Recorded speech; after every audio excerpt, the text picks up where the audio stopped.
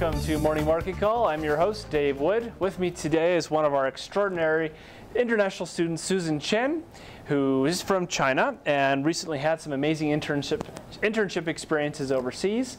And we've brought you on the show today to tell us why we should also seek some internship experiences overseas. So I understand you went to China Mobile in Shanghai, China. Is that right? Yes. Okay. Now tell us a little bit. How was it? Great. Well, thank you for having me, and Happy New Year. Oh, that's right. You're the rabbit. Yes. Happy New Year. It was quite unique experience. China Mobile, as you may know, is the largest telecom company in China, majority owned by the government, and served about 70% of the population between age of 15 and 64 years old. 70% of the population? Yes. And that's how many times the size of our entire country here in the U.S.? We shall find out.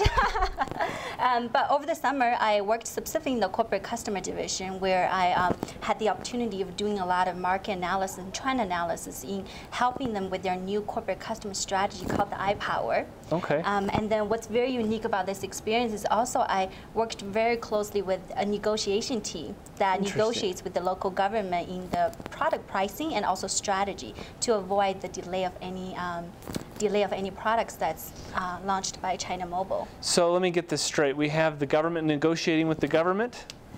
Is that right? You have the company owned by the government negotiating with the local government? Yes. Okay. Yes. Let's make sure I got that right. And what do you find different when communicating or negotiating in China versus what you've learned here? Sure. Well, despite the differences in cultural, I think there are a couple major differences. First of all, I think Chinese business people are values relationship actually much more, I feel, with more than the American business people. And I think that about 80% of the time in a negotiation or in a business meeting is actually developing relationships, rather than I feel that in American business meeting it's more about getting the deal and get to the point. Right. Right. And secondly is the communication style. And I feel that in Chinese business, a lot of people are more indirect and much more laid back, rather than I feel that in American culture it's more direct and get to the point.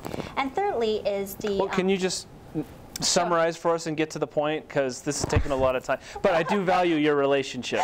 Thank you, and I'm glad I'm here. So, and last but not least is the face-to-face interaction. I think with the growth of the technology, there's a lot of deals that's being done over the phone or over emails. But in China, people really value face-to-face interaction, whether it's through an actual direct visit to the business or just in general through a mediator. Okay, very interesting. So now I understand companies are leading into BRIC countries, and what would you consider the top 3 considerations if you had to negotiate within China or maybe one of the other BRIC?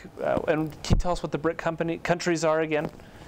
I think it's Brazil, Russia, India, and China. Okay. So with the growing of the emerging market, China is definitely a hot spot for a lot of companies that actually wanted to expand their business. And top 3 things that I would really recommend is first of all is building relationships. Again, it's whether through visiting or through a mediator, having that high level of trust is quite important. Okay.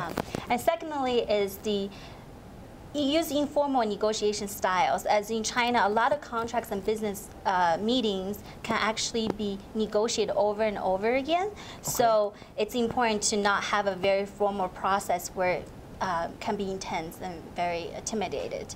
And and thirdly is really the whole saving face cultural thing, because in China, saving face is quite important. So it's important to go into a meeting or go into a negotiation that actually not trying to disrespect the other counterparty to be able to have a better relationship. Okay, well that's really interesting, Susan. Thank you very much for shedding some light on what it's like to do business in China. So this has been another episode of Morning Market Call. You can find us on Facebook and Twitter, and hopefully we'll be tweeting all this stuff out in the near future, and we'll see you next time. Thank you. Morning Market Call is brought to you by the Marriott School of Management in cooperation with the Brigham Young University Department of Communications. MMC is made possible by generous donations from Larry Tasjan and Gary Williams. This show was produced by Jeff Butler, David Wood, and Doug Mumford, with line producing by Beth Grimmett. For more information, please follow us on Twitter and Facebook.